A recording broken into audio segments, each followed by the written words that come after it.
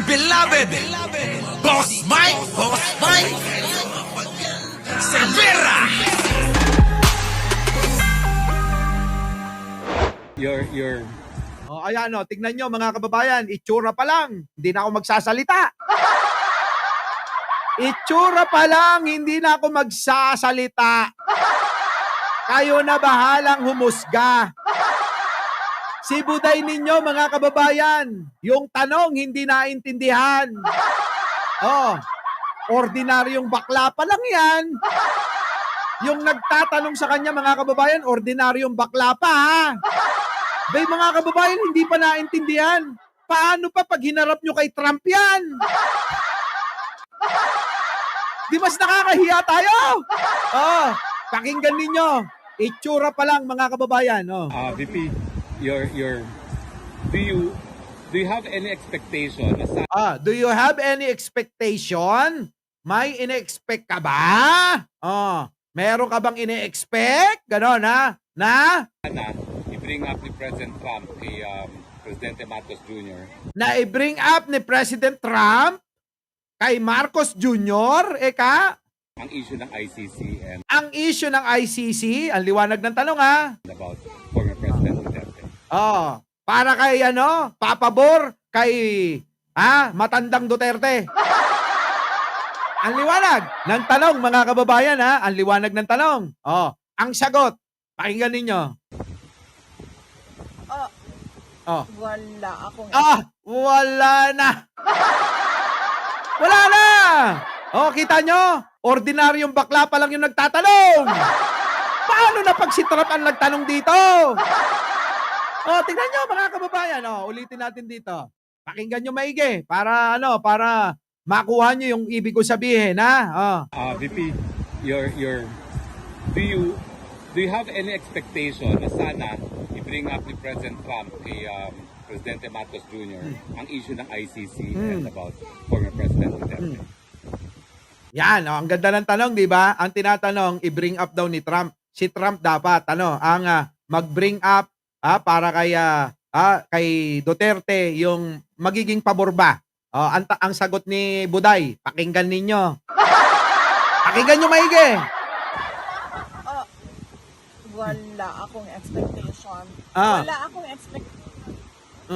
Wala akong expectation na i-bring up niya doon anything favorable to former President Rodrigo Duterte. Likely baka i-bring up niya doon pero ang kanyang sasabihin ay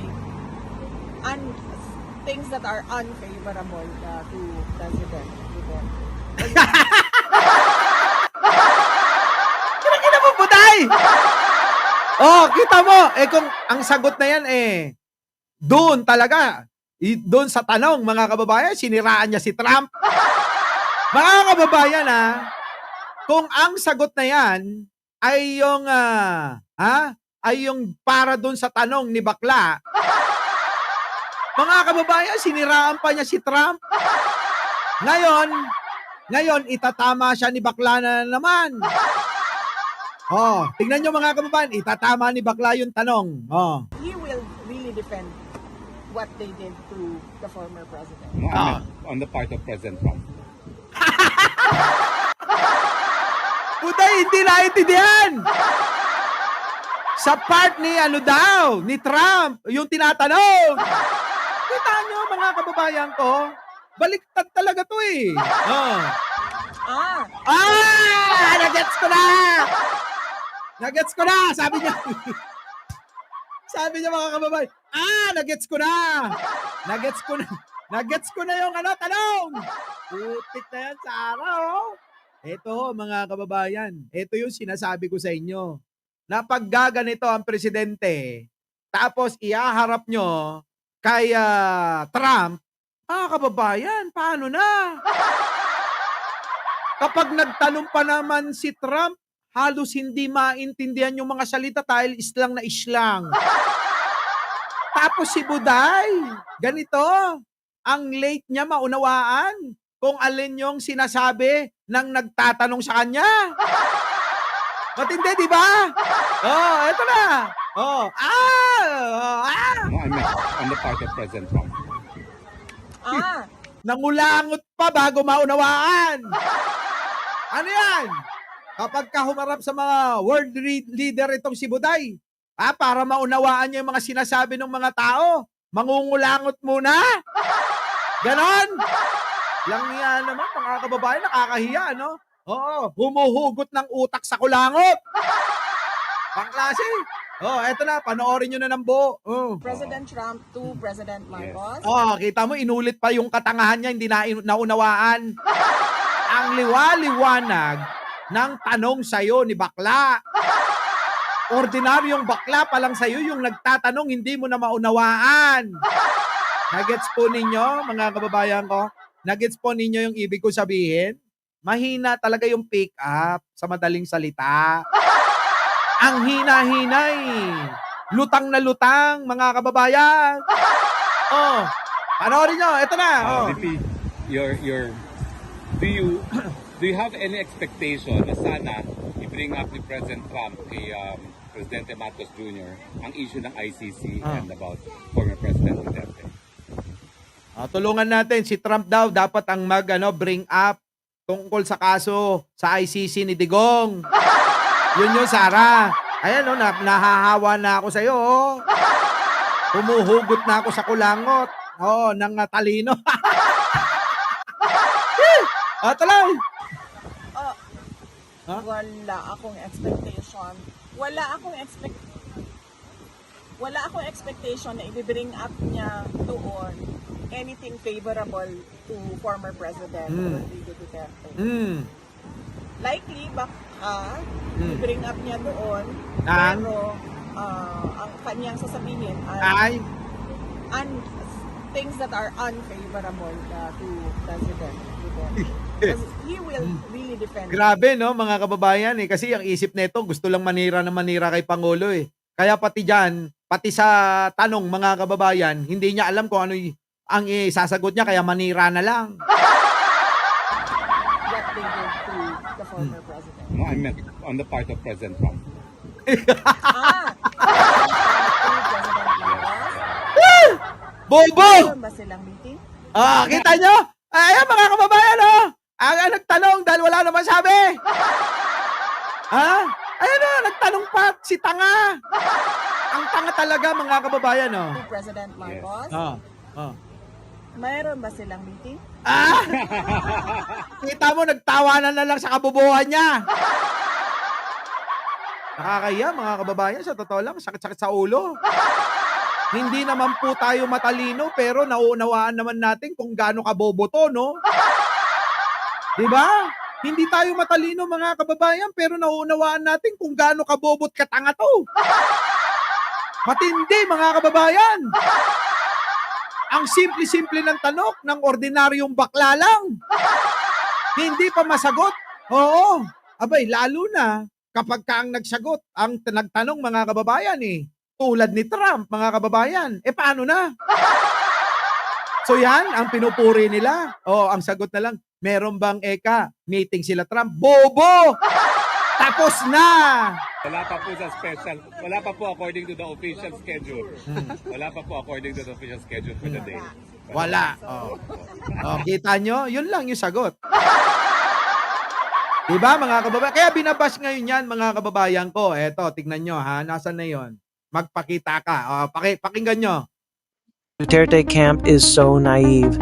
They're still expecting U.S. President Donald Trump to save former Philippine President Rodrigo Duterte from the ICC. Do you have any expectation na sana i-bring up ni President Trump kay Presidente Marcos Jr. ang issue ng ICC and about... Yan, kita mo nyo, diba? Liwaliwanag.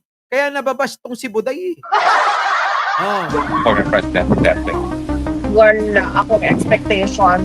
Wala akong expectation na i-bring up niya doon anything favorable to former President Rodrigo Duterte. No, I meant on the part of President Trump. Nangulangot. Ayan na, naka-side view pa, mga kababayan on the side of President Duterte, sabi. Ay, President Trump. Hindi naintindihan ni Buday, mga kababayan. Kaya nangulangot na lang. President Trump, Kita nyo, nagets niya na. Kaya matagal talaga pick up niya. Kailangan mangulangot pa siya bago niya maunawaan yung tinatanong ng isang ordinaryong bakla. Kita nyo? Ang hina, di ba? Oh, ikumpara nyo naman kay Pangulo kanina, mga kababayan. Sa sagutan at mga binibitawang salita, mga kababayan. Di ba? Halos hindi na natin maunawaan. Di ba? Oh, yan. Oh. President Marcos, mayroon ba silang meeting? Bobo! Meron ba silang meeting? Oh, hindi niya alam.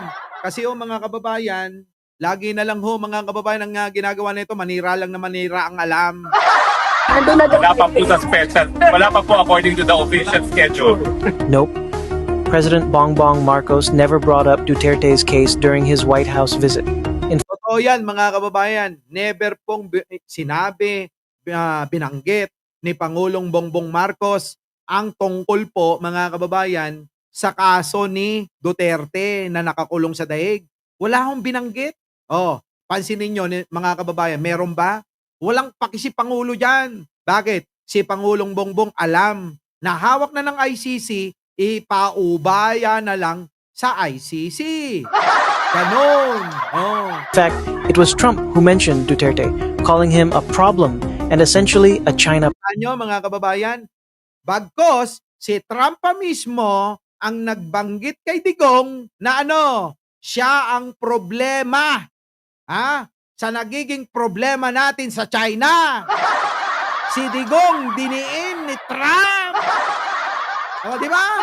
Oh, may mga tumatawag na. O, tuloy. puppet. Ouch. Schedule. Nope.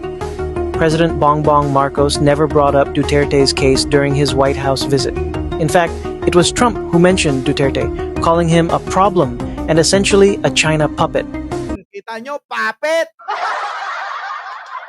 Puppet ng China daw si Digong. Totoo yun. Oo, sinabi ni Trump yun. Grabe, no, mga kababayan, Kita nyo, no? Matindi.